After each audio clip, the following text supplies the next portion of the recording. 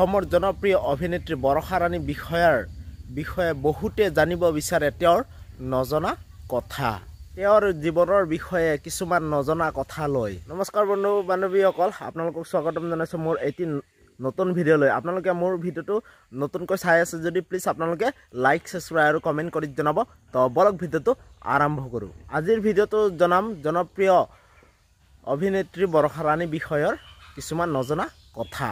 আজি জনাম আপোনালোকক এই ভিডিঅ'টো তেওঁৰ পূৰ্বৰ স্বামীৰ বিষয়ে। আপোনালোকে সকলোৱে নিশ্চয় জানে যে তেওঁৰ পূৰ্বৰ স্বামী অবিনাশ শইকীয়া। তেখেতৰ পূৰ্বৰ স্বামী মৃত্যু হৈছে আৰু তেখেতৰ সন্তান আছে নে নাই বহুতে জানিবলৈ খোজে।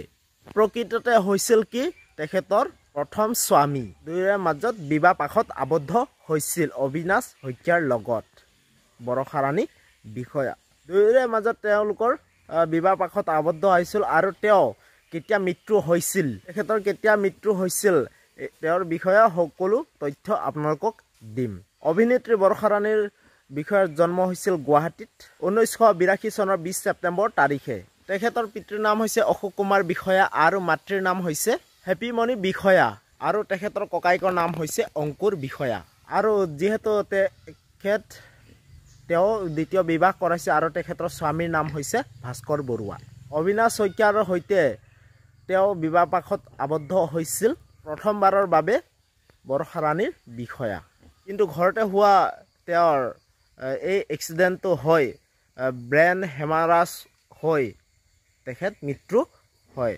ব্ৰেইন হেমাৰাজ হৈ তেওঁ মৃত্যুত আঁকোৱালি লয় অবিনাশ শইকীয়াই। আৰু তাৰ কিছু বছৰ পিছতে যোৰহাটৰ যুৱক ভাস্কৰ বৰুৱাৰ সৈতে 2021 চনৰ 22 ফেব্ৰুৱাৰী তাৰিখে বৈবাহিক জীৱনৰ পাতনি মেলিলে বৰষা ৰাণী বিষয়া।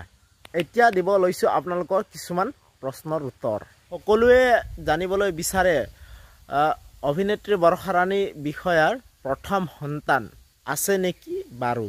আপোনালোকক জনাওঁ যে অভিনেত্ৰী বৰষা ৰাণীৰ বিষয়া পূৰ্বৰ স্বামীৰ কোনো সন্তান নাছিল। গতিকে আশা কৰোঁ আপোনালোকে সকলো প্ৰশ্নৰ উত্তৰ পাই গ'ল। তো মই সেইটো কাৰণে মই এই ভিডিঅ'টো বনালোঁ। আপোনালোকে মোৰ ভিডিঅ'টো যদি চাই ভাল পালে প্লিজ আপোনালোকে লাইক, সাবস্ক্ৰাইব আৰু কমেণ্ট কৰি জনাব। তো ঠিক আছে, বাই বাই। নতুন এটা ভিডিঅ'লৈ আপোনালোক লগ পাম। তো